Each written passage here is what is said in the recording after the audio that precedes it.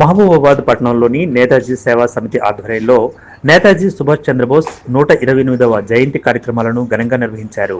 కార్యక్రమానికి ముఖ్య అతిథిగా మానుకోట జిల్లా విద్యుత్ శాఖ డిఈ విజయ్ కుమార్ హాజరై జెండాను ఆవిష్కరించి యువత సుభాష్ చంద్రబోస్ అడుగులలో నడవాలని, చెడుమార్గం వైపు వెళ్లకూడదని హితవు పలికారు. కార్యక్రమంలో కందుల నాగరాజ్, లక్ష్మణ్, వివేక్, గంగాధర్, రోహిత్, నాగరాజు తదితరులున్నారు.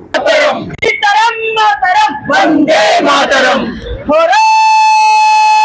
भारत की जय, भारत की जय। आने मध्याह्न ఉంచండి, आने मध्याह्न ఉంచి కూడా పడాలి సార్, మీ మధ్యలో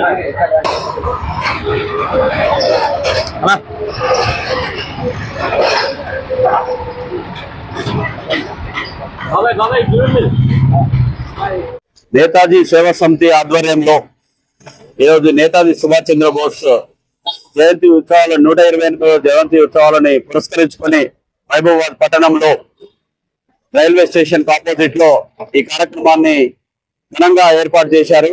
ఈ కార్యక్రమాన్ని ఉద్దేశించి ముఖ్యంగా మీరు ఈరోజు నేతాజీ సుభాష్ చంద్రబోస్ గారు చేసినటువంటి సేవలు, మన దేశ స్వతంత్రంలో ఎలా పాల్పంచుకున్నారు, ఏ విధంగా దేశానికి సేవ చేశారన్నటువంటి విషయాలని మనము ఈరోజు తెలుసుకుందాం.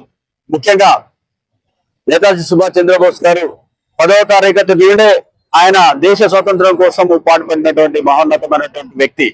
ఆ రోజు బ్రిటిష్ వారు మన ఇండియన్స్ పై ఏదో అటాక్ చేసిన సందర్భంలో కూడా మన నేతాజీ సుభాష్ చంద్రబోస్ గారు అప్పుడు 10వ తరగతి సందర్భంగానే బ్రిటిష్ వారిపై ఫైటింగ్ కి దిగి అక్కడి నుండి ఉద్యమంలో చురుగ్గా పార్టిసిపేట్ అయ్యి దాదాపుగా 24వ సంవత్సరం వయసు నుండే ఆయన ఉద్యమంలో పార్టిసిపేట్ అయ్యి మహాత్మా గాంధీతో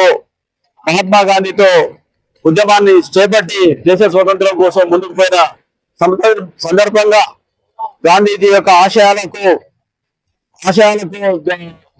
భిన్నంగా ఈయన మామూలుగా కాకుండా ఏదైనా కానీ హింస ద్వారానే కొన్ని వస్తాయి, లేకపోతే మనకు స్వతంత్రం సిద్ధించదన్న ఉద్దేశంతో గాంధీజీ గారితో విభేదించి ఆయన ఒక సైన్యాన్ని తయారు చేసి ఆ సైన్యం ద్వారా దేశ స్వతంత్రానికి ఎంతో కీలకమైనటువంటి పాత్ర పోషించారు.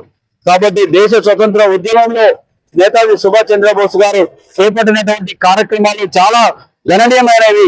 ఆ రోజు ఆయన కనుక ఆ విధంగా స్టెప్స్ తీసుకోకపోతే దేశ స్వతంత్రం మనకి వచ్చినో రాకపోనో, మనకు 1947 మనకు స్వతంత్రం వచ్చినప్పుడు మనకు వారు ఎంతైతే కష్టపడి దేశ నిర్మాణం కోసం ఎంతైతే కష్టపడ్డారో ఈ రోజు యువత కూడా దేశ నిర్మాణం కోసము, దేశ సమగ్రత కోసము ప్రతి ఒక్కరు కూడా పాటుపడాల్సినటువంటి అవసరం ఉన్నది. ఈ రోజు దేశంలో చూసినట్లయితే టెర్రరిజం పేరుకుపోతున్నది. తర్వాత ఎన్నో రకాలైనటువంటి హింసలు దారితీసేటువంటి కార్యక్రమాలు జరుగుతూ ఉన్నాయి. యువత ముఖ్యంగా చెడు మార్గంలో ప్రయాణిస్తున్నది. గంజాయికి మరియు తర్వాత హెరాయిన్ కి తర్వాత మత్తు పానీయాలకు అలవాటు పడుతున్నారు.